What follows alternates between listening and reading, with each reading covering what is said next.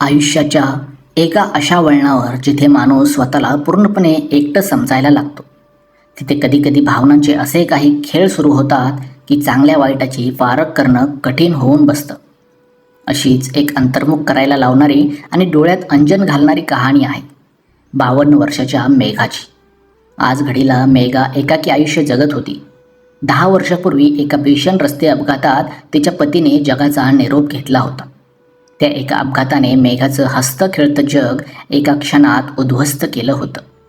पतीच्या जाण्यानंतर खचून न जाता तिने गेली 10 वर्ष अत्यंत धैर्याने, सन्मानाने आणि साधेपणाने समाजात स्वतःचे स्थान टिकवून ठेवले होते. घरात कोणतंही दुसरं माणूस नसल्यामुळे तिचं आयुष्य एका संथ आणि शांत संसारात बदललं होतं. पण जेव्हा आयुष्यात खूप मोठा रिकामेपणा असतो, तेव्हा मनाच्या कोपऱ्यात कुठेतरी प्रेमाची, आपुलकीची आणि भावनिक सुरक्षेची एक सुप्त ओढ कायम जिवंत असते. अशाच एका दिवशी मेघाच्या घरात अनेक वर्षांनी तिच्या नात्यातला एक लांबचा भाचा, ज्याचं नाव मोहित होतं, तो शहरात काही कामासाठी आणि राहण्यासाठी म्हणून येतो. मोहित हा 20-22 वर्षाचा एक उमदा देखणा तरुण होता. घरात मोहितच्या येण्याने बऱ्याच वर्षानंतर एक चैतन्य आलं होतं. 10 वर्षापूर्वी पतीच्या निधनानंतर एखाद्या पुरुषाला एवढ्या जवळून पाहण्याची, त्याच्यासाठी स्वयंपाक करण्याची आणि घरात कोणाची तरी चाहूल अनुभवण्याची मेघासाठी ही पहिलीच वेळ होती. सुरुवातीला ती त्याला केवळ एक पाहुणा आणि भाचा म्हणून पाहत होती.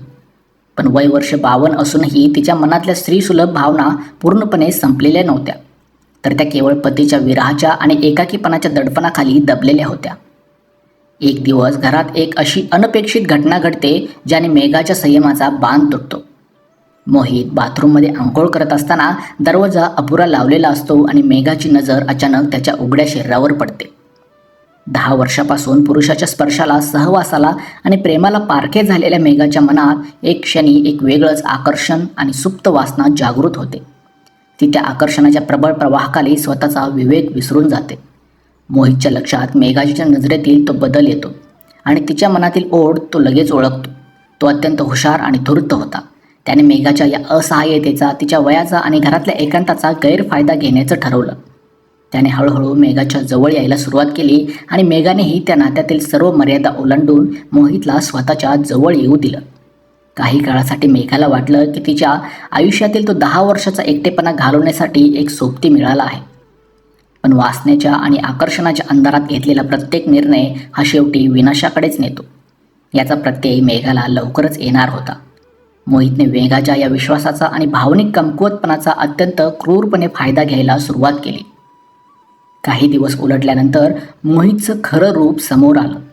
त्याने मेघाला प्रेमाचं नाटक करून तिच्याकडून घर खर्चाच्या नावाखाली मोठे पैसे उकळायला सुरुवात केली.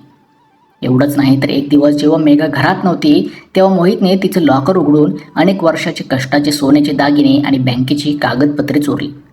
जेव्हा मेघाने त्याला याबद्दल विचारलं, तेव्हा मोहितने तिला प्रेमाची भाषा न दाखवता थेट ब्लॅकमेल करायला सुरुवात केली.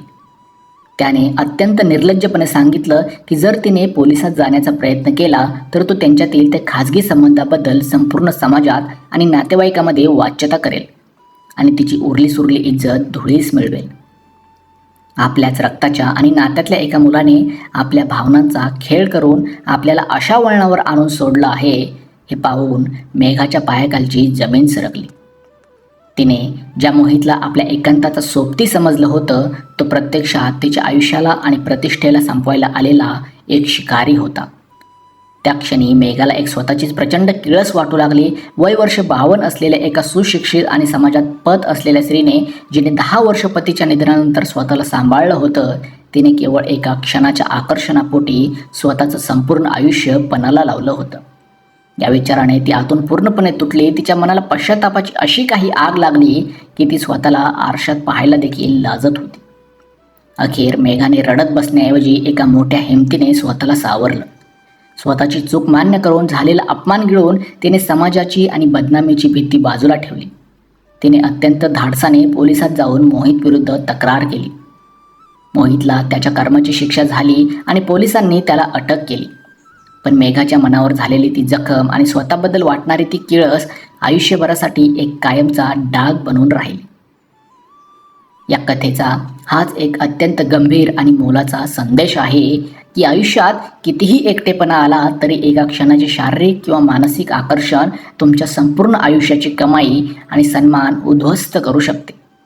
नात्यांच्या मर्यादा ओलांडण्यापूर्वी आणि कोणावरही आंधळा विश्वास ठेवण्यापूर्वी माणसाने आपल्या विवेकबुद्धीचा वापर करणं किती गरजेचं आहे हेच ही कथा आपल्याला अत्यंत परखडपणे शिकवून जाते.